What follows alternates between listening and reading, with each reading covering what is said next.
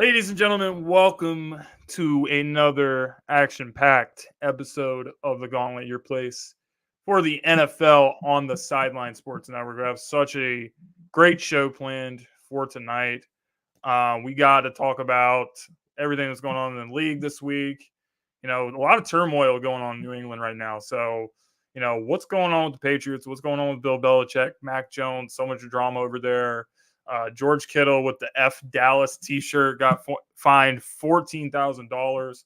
We're going to talk about that, our Gauntlet Grinders, our Sports Morons, and also our Lone Wolves. And we're also going to step into the Gauntlet, like rapid fire stuff that we've been doing. So without further ado, we're going to go ahead and get the show started. What's up, guys? Thank you guys for tuning in. We got JJ in the house. What's up, JJ? What's going on, bro? What it do, boss? What it do? How are you, man? I'm great, man. How you doing? I'm fantastic, man. Glad to be here for another episode. Glad you could be with us too. Detroit Dom in the house. And Detroit Jay. Dom? What's up? What's up, boys? How we doing tonight? What's good, man? I see the beard coming in nice back there, man. I was looking at you. I was like, man, this hair grows fast. Shoot, he started growing a beard. I've been shaving for a long time. So you know, you got to have at least it's getting somewhere. Okay. Cowboy X Factor says what's up. Grizz says what's up. But it comes. Gamer says what's up, and he says hi, JJ. So what's up? But if you sit there and what's it called? If you actually had a beard when you were younger, like 15, 16. You could skip school because people thought you were over 18 anyway. Well, I skipped school anyway, even though I didn't have a beard. But if my mom is watching, all the dudes that had beards you already know. in middle school or high school, they ended up short as hell. Look at Cowboy. Guys, we also, not to cut you off, JJ, but we also have a special guest joining us tonight. Everyone say what's up to Dave. Dave, former Seattle Seahawks player. NFL alumni, doing a lot of great stuff with the First and Goal project, doing work with the NFLPA this week. So, Dave, we appreciate you taking the time to join us tonight. Of course, man. Of course. What's going on, man? You know, just hanging out with you cats. Yeah, I don't know about a special guest, but I'm a guest, so we can leave it at that. You know, I hang out with you. You're special to us, man. We appreciate everything you do with the network, with JB and John over there. So. You guys don't tune into Sideline Sports on Tuesday nights, you're missing out. Make sure you guys go over there and check Dave and the boys out. Well, and James, we've also on the NFL Alumni Network launched Hawk Talk, and I do that with Walter Thurman, the third of the LOB Super Bowl champ, and my buddy Trey Madden, Orange County brother. Younger guys, you know, but we just launched Hawk Talk. That's amazing. And what's really cool is Gus Farrat, who's brought us all on to the NFL Alumni Network through Sideline Sports, where he's hosting a NFL Alumni golf tournament we're heading out to at the end of the month out in New Jersey. And we're going to go do that with Amon Green and just dudes, you know, dudes that all are launching team-specific shows on the network. That's amazing stuff, man. I actually have a team-specific show on our network, LinkedIn, where I cover criminally underrated running back. Where I cover the Eagles. So Seattle and the Eagles going to meet some point this year. Yes, they are. Maybe we could do like a collaboration with that. Let's pump it. Yeah, we do. So. Yeah, we do. We do view parties here in Orange County because we're all Orange County guys, Southern California guys. But yeah, we can do that, and that's gonna be a heck of a game. I will tell you that. And I tell you the Seahawks should come up on some people. We get whatever. I'll let you run the show, and I'll chime in when prompted.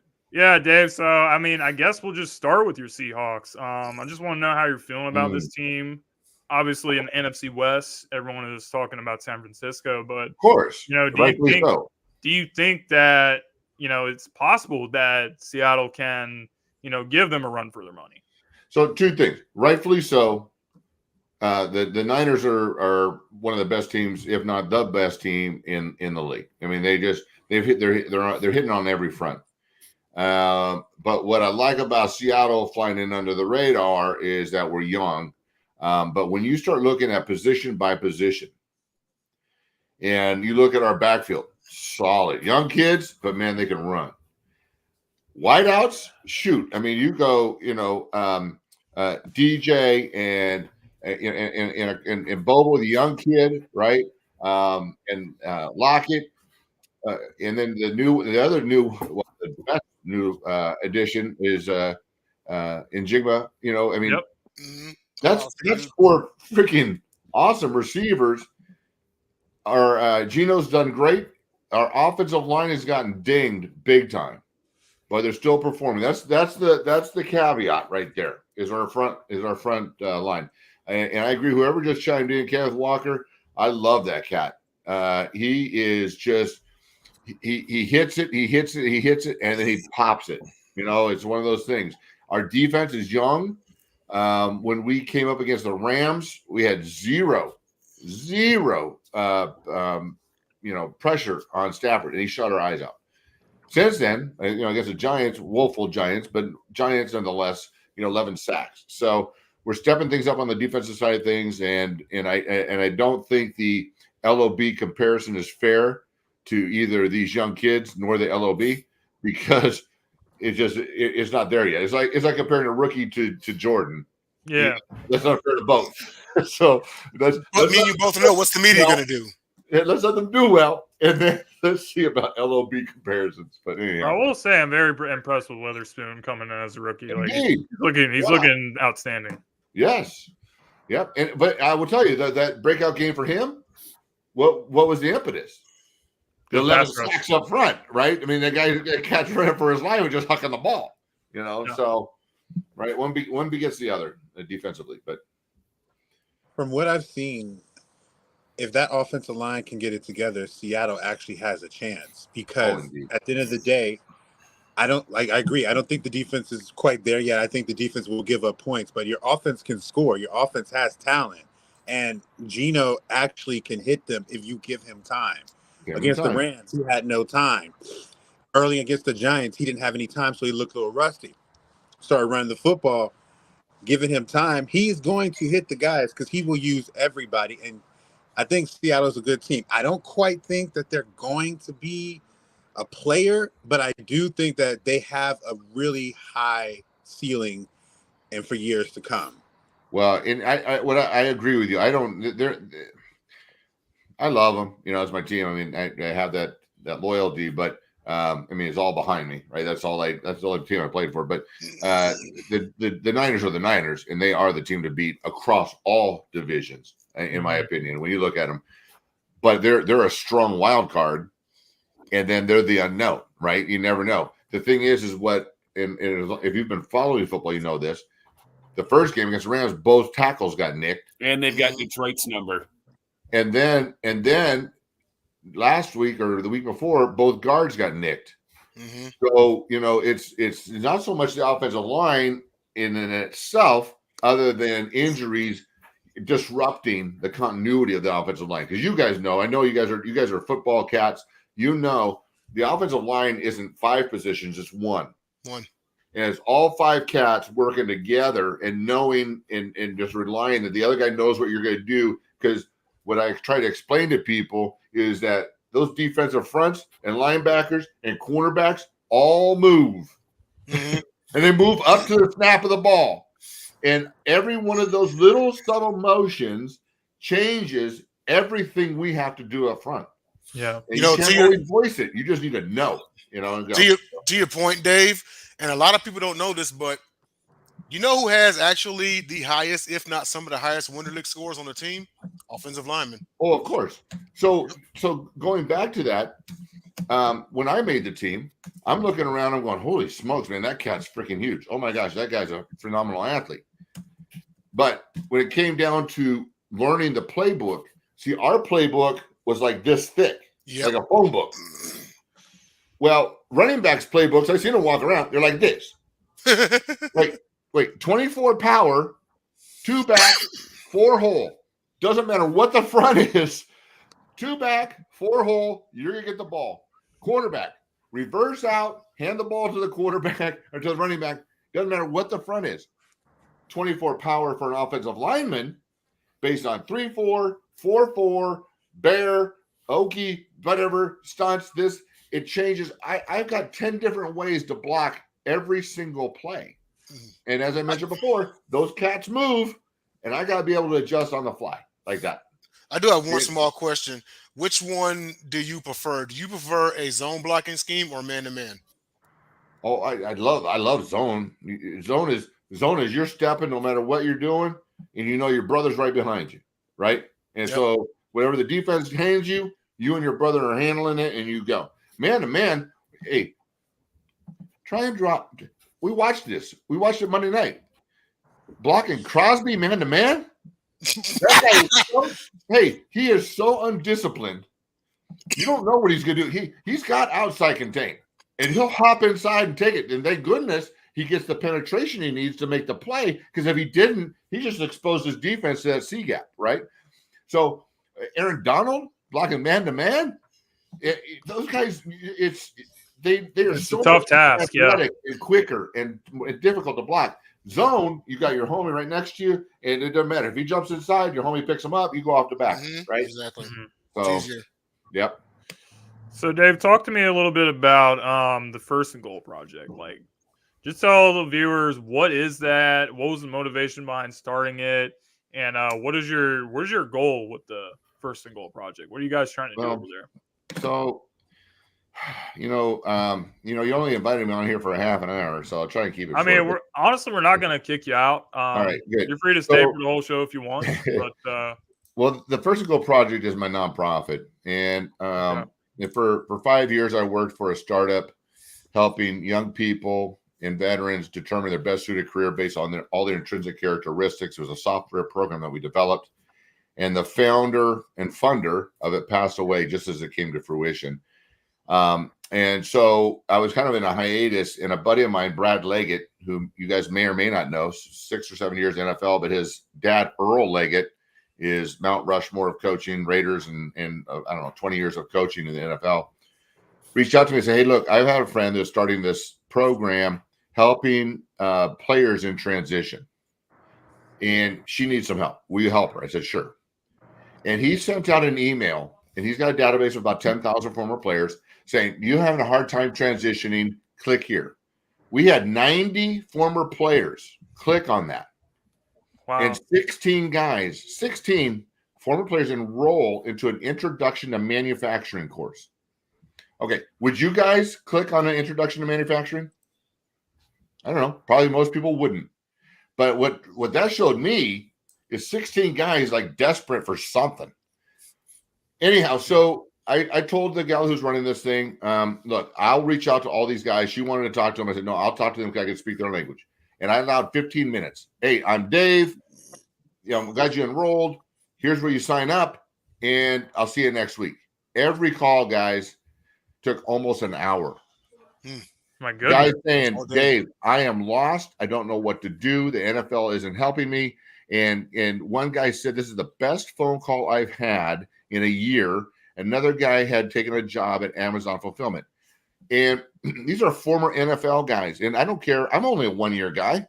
I have a network, and I've learned that. And sometimes these guys don't. But I'm thinking, holy smokes, man, we can help. If the NFL guys are struggling like this, we can help so many people.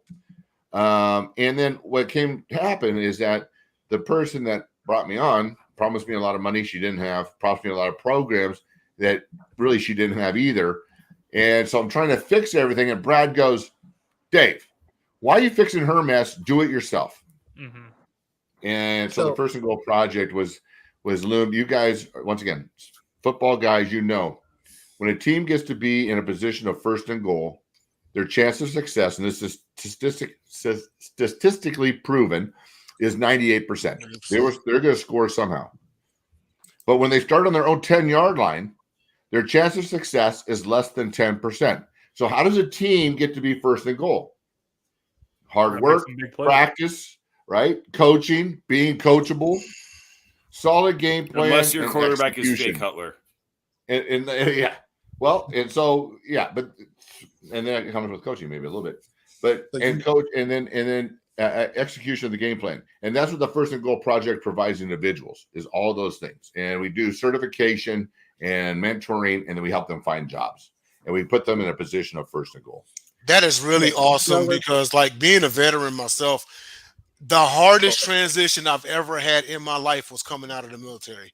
It is, oh man, it is such a headache, to like get back on your feet. Yep. And then you're coming out into the unknown, because I did 12 years, So like we need things like this. We need like stuff like what you're doing to help out like veterans, especially those who like suffer from like PTSD So, and have like, ailments and things like that. So like, Yep. that's an awesome thing you're doing, man. Hey D, and you know about MVP, right? Emerging Veteran Players with Nate Boyer. You guys know about MVP? MVP. I'm But not Emerging familiar. Veteran Players. I- Okay, real quick, know- guys. Emerging Veteran Players was developed by Nate Boyer, who was a Green Beret, 6 years, tours in Afghan and Iraq, came home and walked on. He wanted to play football. Never played football before. Walked on to UT. How many of you guys would walk on to UT never played football? Yeah, no, you don't do that. And not only that, he's a 5'9", 180-pound white dude. He wanted to play safety. So he's at UT trying out at 20-something years old, and but he makes the team as a long snapper. Gets scholarship the next year, has a career at UT, and then is a free agent for the Seattle Seahawks. Mm-hmm. And he was a guest host for my golf tournament because I saw a Seattle Seahawk run on the field with the American flag. And I go, that's the veteran I want. And so, but he got with Jay Glazier and launched MVP, just did a movie. So guys, folks, anybody listening, if you haven't seen MVP, check it out. It's streaming. Definitely. You can go check it out. And it's about vets transitioning, and it's about players transitioning and all the crossover and similarities. And that's what the program is. You work out together. It's former players. It's veterans. You work out for an hour and then take a break, and then you sit around the mat and just chop it up like a locker room. So I have a question. That sounds fun. So I have a Hold on, question. JJ has a question. What? So, we've talked about how the NFL is all about money. These guys are trying to get money. But my question is, with everything that you just mentioned about how hard it is for guys to get benefits and how to get sustainability, it kind of leads to understand why players are all about money today. So are those conversations being had between the owners and NFLPA? And if so, like, what is the tenor of those conversations? Well, so we all know the money has grown exponentially. I just on my show Hawk Talk, I have Walter Thurman III and Trey Madden, and they're talking about their rookie contracts and minimums of $650,000. My league minimum was $60,000. So the money portion of it has changed. The discussion is financial literacy and teaching these guys what to do with it and how to do it, and then not fully trusting their management, because I could give you stories, and I won't name names, of guys that are Hall of Fame guys that are working because they trusted their manager that put them into Ponzi scheme stuff. And it's, it goes back to one thing that is already been published is like Tony Dorsett, put all his money in racehorses, just making foolish decisions. That has changed quite a bit with the Dave, money. With the money. Sorry to cut you off on this. I can definitely tell you I can relate to that because I'm in banking. So I see it. I know it. I understand it. And I do think that is the way to go. And I think that's the key to a lot with this, because the money's to be made, but you can continue to make the money on top of it. And you really do. There are horror stories. There are very bad stories in regards to people who get blindsided, get totally blindsided by something because they put their faith in someone that was paid to actually have their best interest. And they turn out. And then, of course, you got to have somebody protect them from themselves, because when you have a lot of money, the impulses want you to spend. You always think, I always got it. But it's always good to have somebody there to teach you, like, hey, listen, get what you need, but also continue to plan for the next day. The financial literacy is very important. A perfect example of that, and you're right on point, is Leon Searcy, who wrote a book, Fourth Down and Damn. Now fourth down and damn, and he was the first multi-million-dollar offensive lineman and ended up completely broke. $7 million a year. Well, $7 million after taxes is X, and he had $100,000 a month nut with family and entourage and and commitments, and he was netting nothing. at the end of the season, and so that and the statistic is there. 70% of guys, and this is going back, I would say a little bit, 70% of former NFL players end up bankrupt. And that's true because I've seen it. Now, the money that is today that's guaranteed that is stupid. When I know guys that are like average players making $5 million a year. Really, you know what, man? If you go bankrupt after that, then we can't help you because But it's different when guys are barely making ends meet back when I was playing. But there is a big push on the PA side, but there's a bigger push from former players that get into the industry. NBA is even worse. So I did investment management for 20 years. I have a 7, 24, 63, 32, IAR. Oh, you got the 7. Oh, 724. I was a principal. Okay. I own my own firm. Yes, sir. So there's a big push from former players helping former players. That goes a lot further than anybody else. You know this. That goes a lot further than anybody from the outside coming in. But we're really trying to make sure these young guys go, you are set for life. You don't need to be stupid. You don't need to invest in ventures that are just pie in the sky. Invest in yourself. Be prudent, and you're going to be set for life. To be honest with you, and you honestly, I would say if you something that maybe you could think about is like, tell them to trust the people that they come in contact with at the bank because their jobs is dependent upon looking out for you. Like really vet them out. If you get a chance to get to know somebody at your banks that really is like somebody that has your best interest, the money management will be able to take care of itself because they'll look after you. They'll help you steer yourself and get you back on track. Yep. And actually, PNC is a big supporter of our meetings. We just had a great meeting. PNC Private Bank was there, and we align ourselves with people that we trusted to talk to the guys in that transition. So you're right. All right. Sounds good. Dave, you're free to continue with us if you would like. But we're going to go ahead and get into some of our topics for tonight. So we're starting our new segment this week, which is Lone Wolves, which we have our weekly picks. Whoever picked one game or picked one team, everyone else did not. We have to give credit where it's due. So this week, Joseph, aka JJ, got us. We all picked Buffalo, but Buffalo was not ready for the Jags out there in London. So JJ, what do you got to say for yourself? So it was more so didn't expect this, but I will say it's always difficult for teams that are not used to playing overseas go overseas because I've seen the better team lose against an inferior team there all the time. Been a part of it myself with my Ravens when we got smacked by those same Jaguars. So I just kind of knew that it was going to be a little bit different because 6 hours ahead of time is a different change for guys that are used to a set routine. And so that's all. Hey, JJ, you're onto something. So I spent 2 seasons in the World League of American Football. I played in Montreal, and we had the opportunity to go over to London and played in Wembley Stadium. I was looking forward to that, and then we played in Frankfurt. Well, so one thing is the travel, time change. The other thing is eating London food. Have any of you all been to London? Not yet. Okay, everything's boiled. Everything is boiled. It is the worst freaking food. No, so you're hungry. You're trying to, and then fries come with every meal, even breakfast. And it's Big Ben, Parliament, beautiful, great to see. And but beans, to go there right? and travel and play a football game, and then that stadium is so different and vast. So it is tough. You're exactly right. The Jags have been there for a week. They kind of were acclimated. They were sitting there waiting, and the Bills had to go there and acclimate to an environment that you build up in your mind going, oh, this could be cool.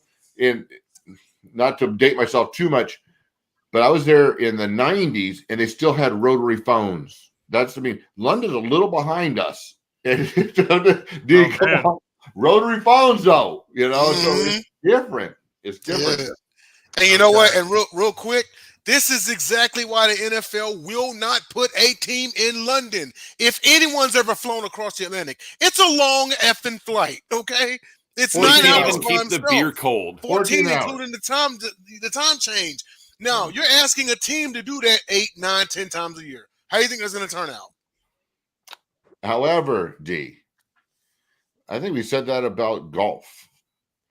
And then these folks put together, I don't know, a couple $1 billion and put together a new league. And next thing you know, PGA cats are jumping. I'll tell you, this is not speculation. This is actually topic of discussion right now, that we could see some big money put together, a team or two, and the NFL jump at it. All right, guys. So, which is a shame. I agree with one aspect. Stupid. Nobody likes going.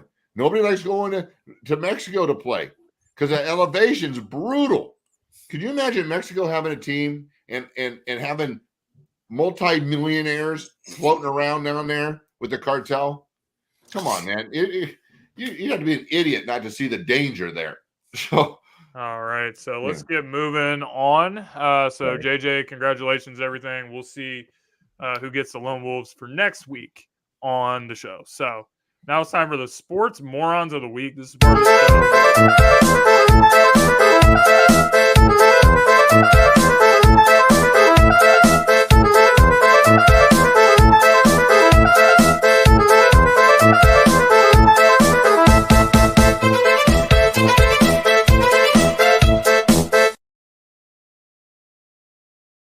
I love that. Before you were so rudely interrupted. As I was saying before I was rudely interrupted, this is part of the show, for those that don't know, where we review the dumbest things that have happened in sports over the past week. So I'm going to get us started tonight. I'm just going to say the Atlanta Braves as a whole, you guys are my sports moron of the week. And we all know what happened. Orlando Arcia calling out Bryce Harper in the Braves locker room after game 2, in which Bryce Harper came out and absolutely destroyed the Atlanta Braves in the following game. And then last night, Phillies closing out the Braves, moving back onto NLCS for the second straight year. So the moral of the story is don't try to celebrate prematurely.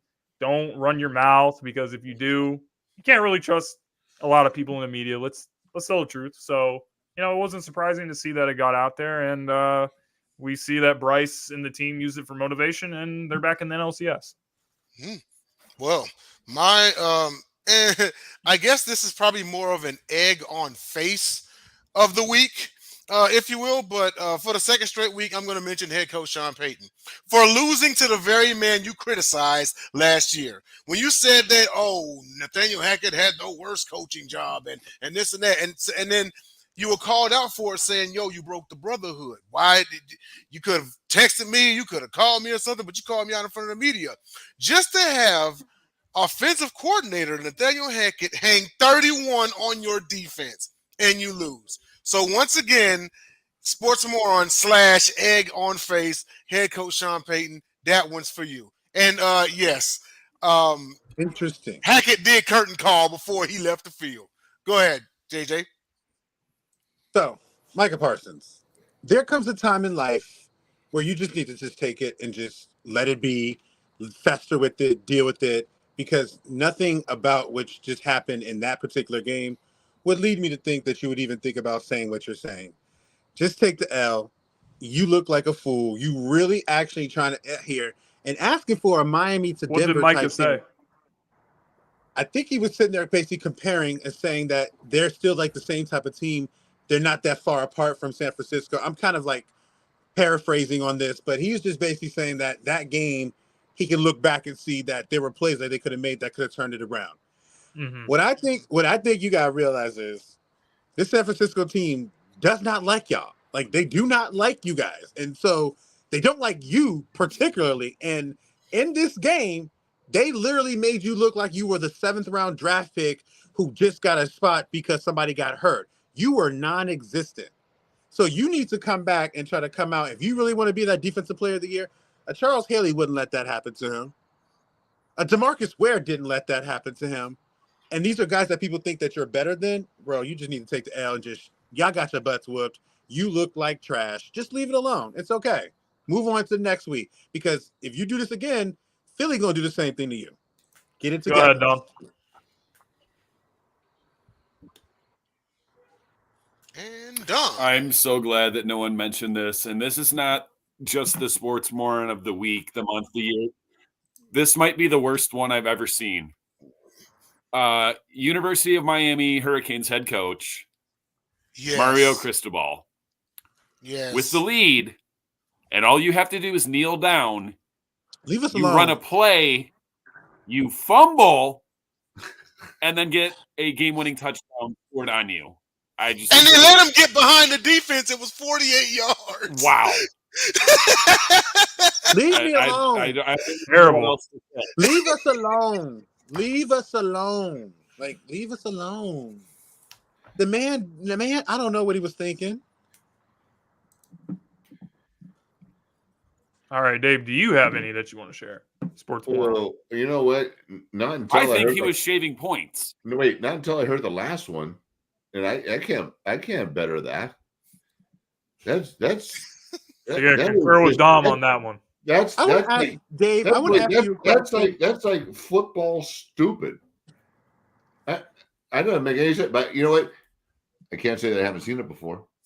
Right? Yeah. So that's the most recent. So it's of the week, right? It's of the week. So, man, you're on point with that. That's just bad. I think the only thing worse than that I've ever experienced was when we lost the game due to a penalty and a 10-second runoff. That's it. Yep. All right, guys. So let's move on to our Gauntlet Grinders for Week 5. This is where we take a look at some of the best performing players in the league for this past week. I gotta say, one of the obvious ones has to be Jamar Chase. Coming off of that, the previous week he pretty much told everyone that I'm always open, so just give me the ball. So Joe Burrow was able to get him the ball against Arizona, had an outstanding game as well. So I also got to shout out the Eagles' offensive line in that game against the Rams. Pretty much dominated the time of possession. Every time they got the ball in the second half, they just had these long, sustaining drives. So it was just a great performance by the O-line, and the Eagles win over the Rams. So, Jay, do you have some grinders? All right, so my AFC Gauntlet Grinder is going to go to, speaking of the game in London, where the Jags defeated the Bills 25-20.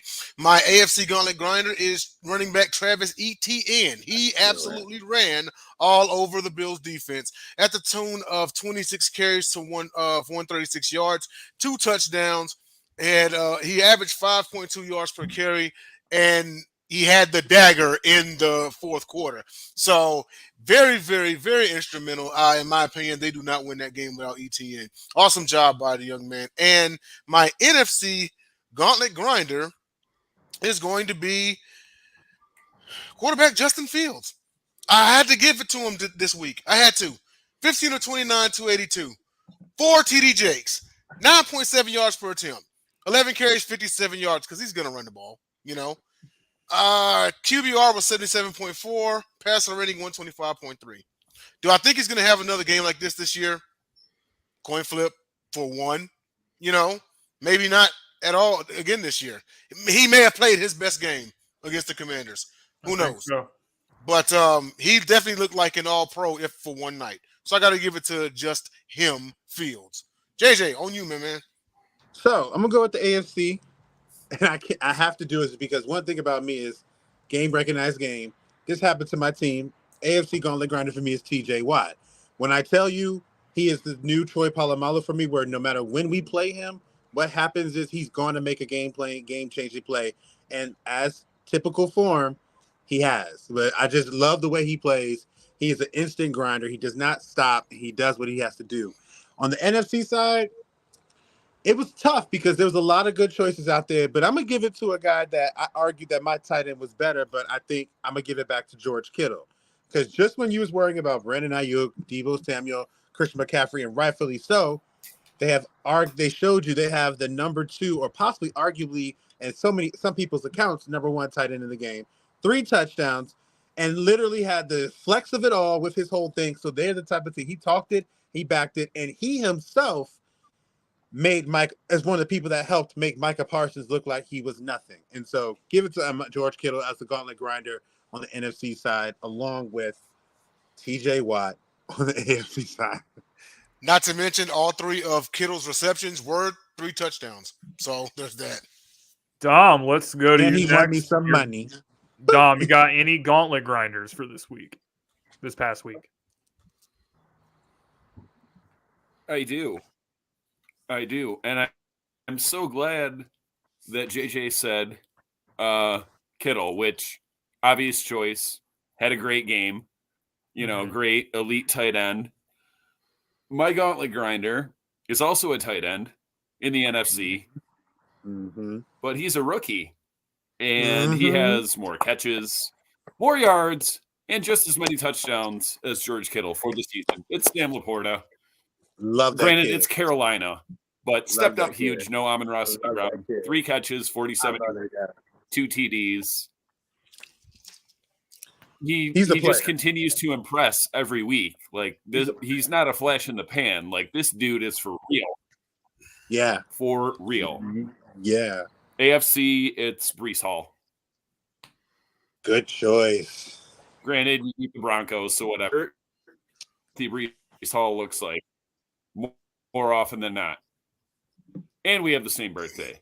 Yeah. And his dad's from Detroit. And it came after a week where he was frustrated about not getting enough carries. Yep. Feed the beast. All right, Dave, you got any gauntlet grinders you want to share? Oh, sure. Why not, man? Hey, somebody had to throw that ball to Kittle. I knew you were going there. And this kid, a good friend of mine, Jesse Spolo, who spent 15 years with the Niners, 4 Super Bowls. I do camps with Jesse here in Orange County. Love him. And I can't help but love that guy. Purdy is just proving it week after week, but he did it again. He just dinks the ball, and his percentage is the highest rated quarterback in the league, and does it every single week. Everyone keeps waiting for him to fall, and he doesn't. And that's a young kid, sophomore deal, whatever, jinx, all that junk. He keeps doing it. And then AFC side is I don't know how he does it, because I look at him and I think, man, I could block that cat. It's freaking Crosby. And what he did Monday night, it just disrupted the entire game. And I don't know how many he had, 2 or 3, 4 tackles for loss, sacks, strip. I mean, he just does it. But if you look at him like as a dude, I mean, if you look at Lawrence Taylor, you look at, I mean, you go on and on and on. They're physical specimens. And he's just like a lean dude that just goes, right? Like TJ was mentioned, Bosa, those guys, man, they're just jacked. And Crosby just somehow, man, just completely disrupts the entire game. Those are my 2. Nice.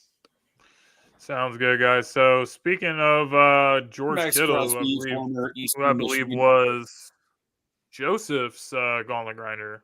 Is that right?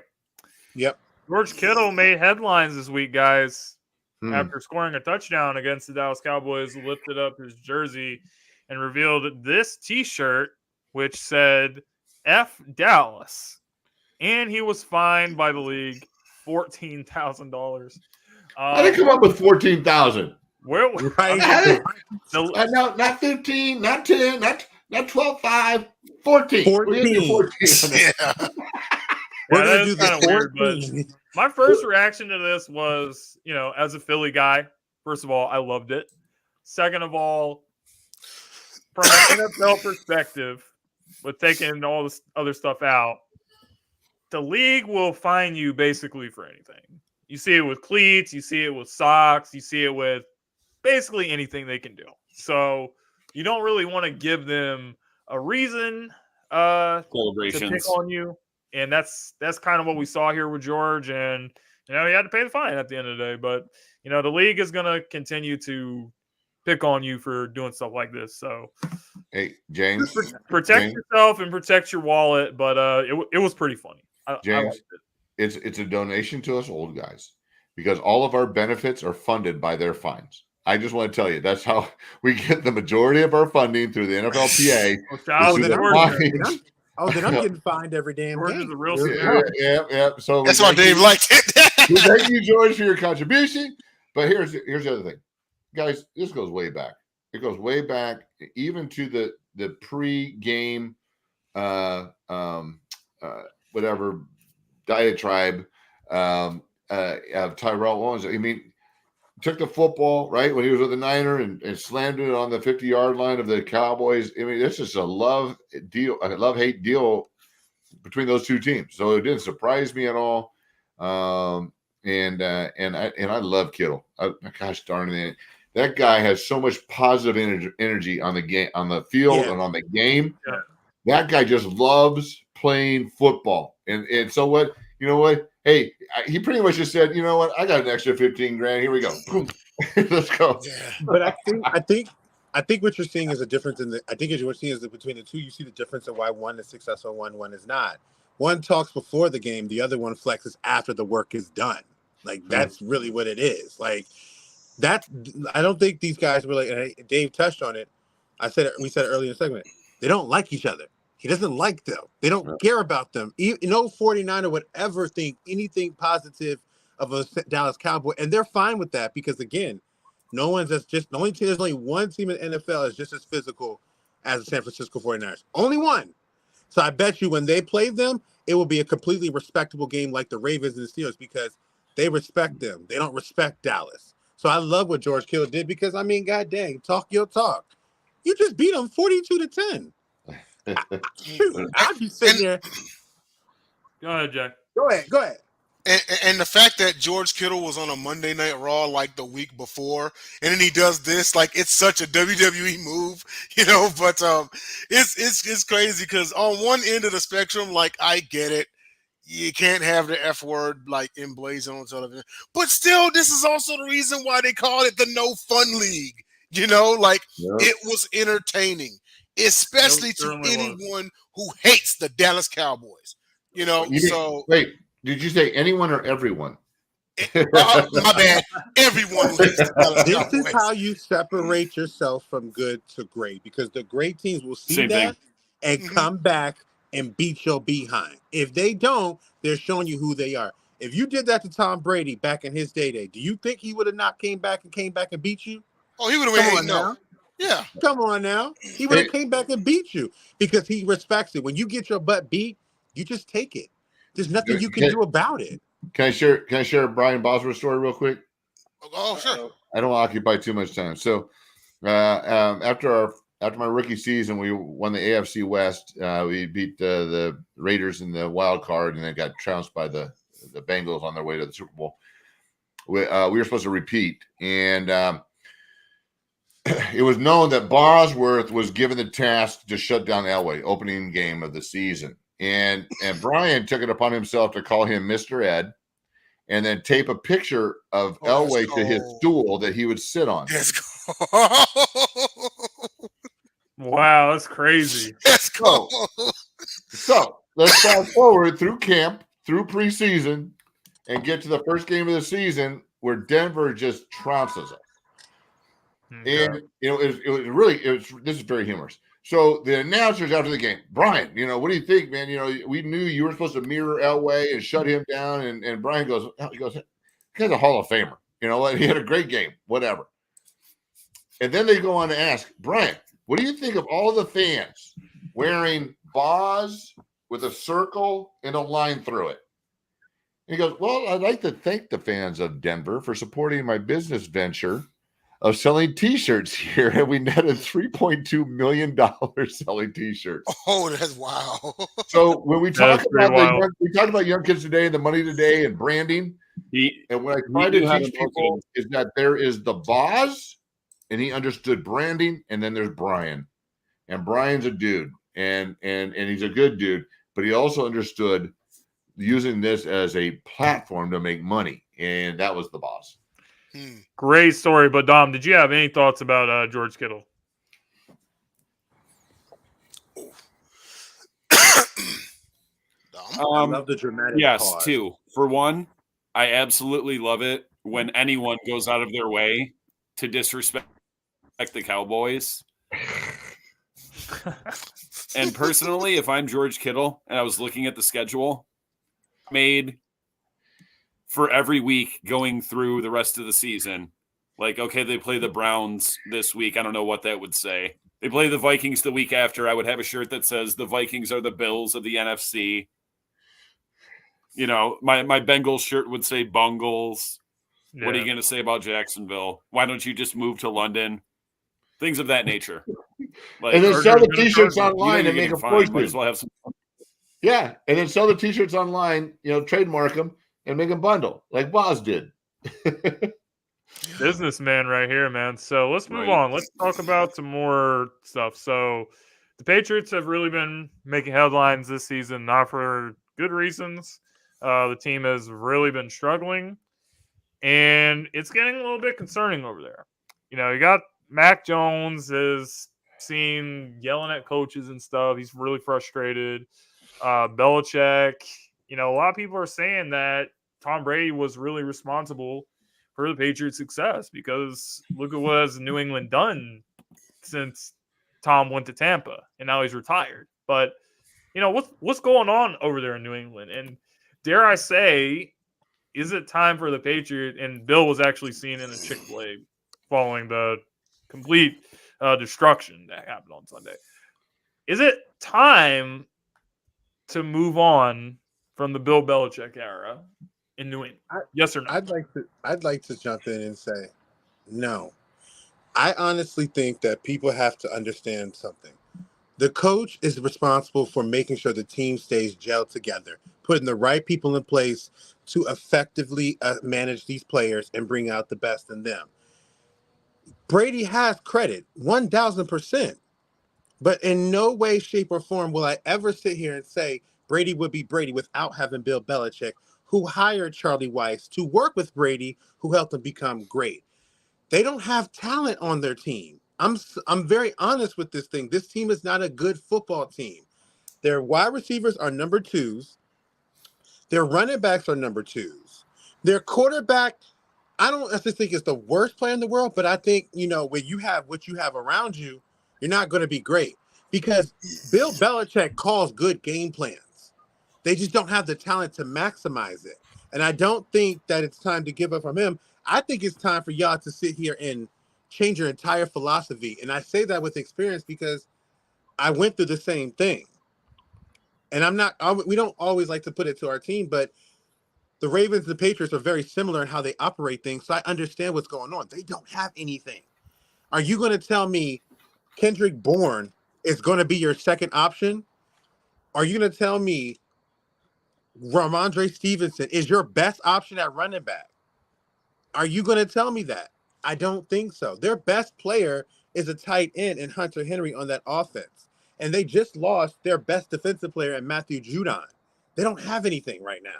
So what's going to happen is going to continue happening. I think the way you change this team around is get some people to this team. Get some players on this team.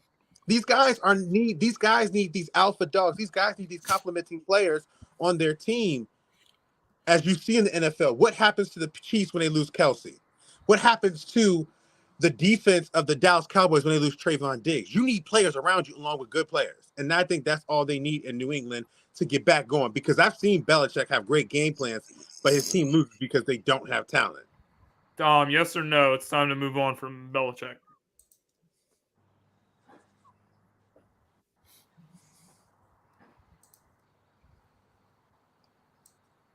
He's on a delay. Yes or no? Belichick out. New England. Dom? Me? Yes, it's on you, man. Oh,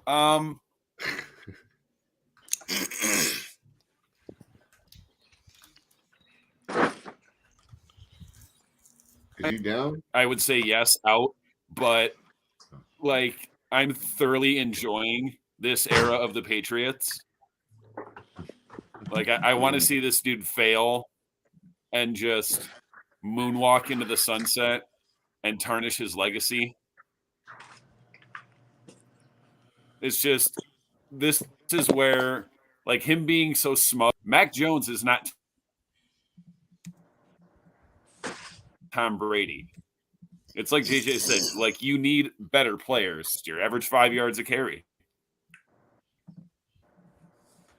It's finally catching up. I said in the preseason that the Patriots were a last place team in that division, and It looks like it. Even with the Jets losing their starting quarterback. But yeah, I love it. Yeah, the football analyst in me and what's good for the franchise. Yeah, it should be over, but I hope he's there.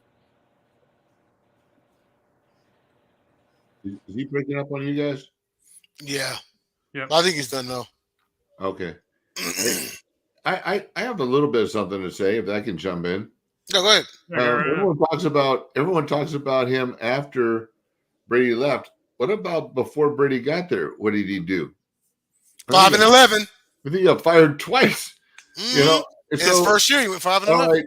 And here's the thing: when we talk about talent today, it wasn't Belichick that made Edelman great or Welker great, or those guys, you didn't even know who the heck they were until Brady started hitting them with passes like 10-yard dinks and 15-yard dinks and hitting them on point and letting them run after the ball.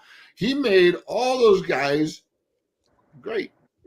So, you know, he isn't somebody anybody likes. He's not a personality to like. You know, I mean, there's some coaches that have had success or not successful that you like him. But he's not likable. And you know what? I think now he's a detriment to the organization. Interesting take. Jay, what about you? I know I did see a report this week that said officially Robert Kraft has him on his short leash. And you know, to Dave's point, I've said it for the last 15 years, you know, Tom Brady's been turning beer men and hot dog vendors into Pro Bowlers. You know, that's just what, you know, Tom Brady does. And when you take a guy who was a one-year starter at Bama, he won a national championship, but, you know, it's almost like, I get it, it's Alabama, it's like the NFL junior-ish, but not everybody is going to make it in the NFL. Jones really wasn't that good to begin with, you know. How did they even make the playoffs that one year? I don't know, you know. But outside of that, he's done. He's done. And you know, I will say this much. Because the talk is this Bill Belichick's final year in New England. I will say this much. If this is his final year in New England, Mac Jones is absolutely done as a Patriot. He'll be holding a clipboard next year, if that. Yeah.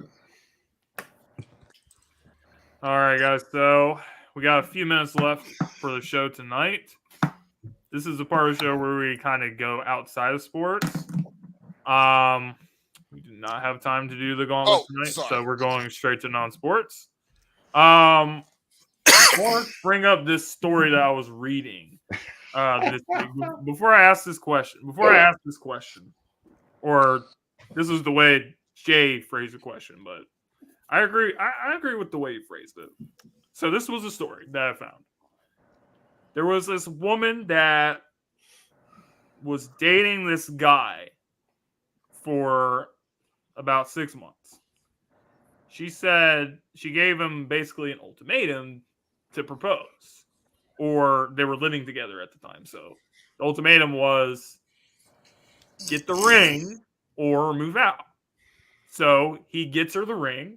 He proposes to her, and she has a problem with the proposal, and she says to him, no, like, this ring is not good enough.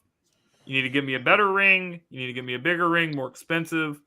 And not only that, you need to also propose in front of a bunch of people, meaning her family and her friends, etc.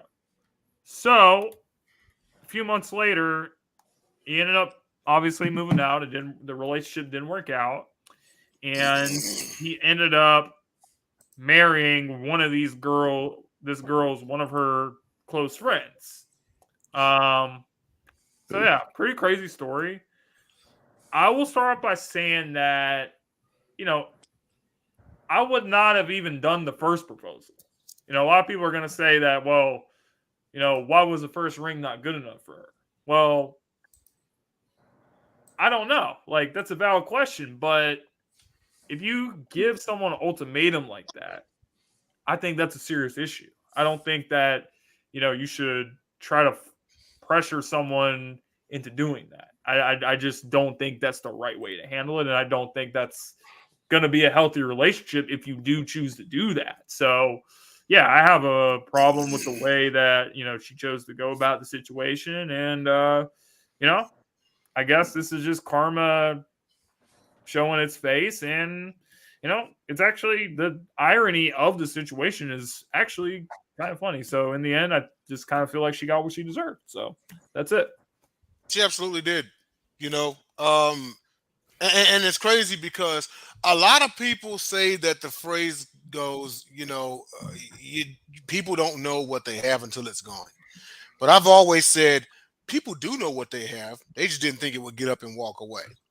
I don't know if she played this dude for Boo Boo the Fool. Does he have idiot written on his forehead? But this is exactly the stuff I be talking about here. Okay? Now here you are calling a relationship expert saying, oh man, I done messed up. How can I get him back? And it's especially double if that man moved on with somebody else that actually appreciates his efforts, that reciprocates his efforts, that actually is an asset to this man's life. She comes off as a leech, a parasite that drains and drains until you have no more. And then like the flea she is, she hops off and goes off to the next host, to the next dog or whatever, So no. They don't deserve second chances. They don't even deserve first chances if you can bet that woman properly enough. Thank you. You know what's interesting, Jay, is as you said. So, as you know, I'm not part of y'all lifestyle. But what I hear from both sides is that's it. I think men walk away. When something is not presented to you that you don't want or it's not fitting with what your spirit feels like requires, you can walk away. And that'll teach the lesson to those people, because the gag of it all is at the end, she was saying she missed him. He was a nice guy. What that showed you is she was only thinking about herself. When you get married and when you're thinking about marriage, it's both your happiness and her happiness. And sometimes I do kind of blame the United States on this, our media on this, is because we tend to be heavily on the bride side. But the husband is getting married as well. So at the end of the day, his feelings should be considered. At the end of the day, I don't think they should get second chances. I think they should just take the lesson and apply that to the next person they come in contact with. Because the person you scorned, not going there, not doing anything. So move on. All right. Dom? Yeah, I didn't know that extra piece of the story, and it's crucial. But if she pressured him into even proposing, he should have dipped right then and there. But if you add on top of that, this ring isn't good enough, and you need to do 6 months, that's crazy. You don't know who that person is. Hopefully, if nothing else, she learns a lesson. So, Dave, what do you think? Well, I'll give you some old guy stuff. I'll be 59 next month. So here's some old guy stuff that was married for 20 years. Sometimes it's not their fault. Sometimes it's our fault. When I first met her, she thanked me for a Diet Coke going through the Jack in the Box drive-through. However, with some success and a little bit of my doing and taking trips all over the world, and 6 wedding rings later, and a $15,000 tennis bracelet, and a $10,000 couch I never sat on, and 5 cars, all of a sudden she became materialistic. But That's true. They never become a second chance. And I think Dee said it. They don't even deserve a first chance, because I've met those girls since then. I got divorced, and as soon as that expectation was there, it's like, oh, you're a former NFL player. Oh, this is my lifestyle. I will tell you, the gal I'm engaged to now loves me for who I am, knows my story, which isn't all good. I did not get to share. I always get to share the good stuff of my life. But given some time, I get to share the bad stuff of my life. And she's heard all the bad stuff, and she's proud of who I am and what I do. But then we do get to do some pretty cool stuff. We do get to go to all the Super Bowl parties. We do get VIP treatment at the Rose Bowl. We do get to do a lot of fun stuff, which is easy to find a woman to do.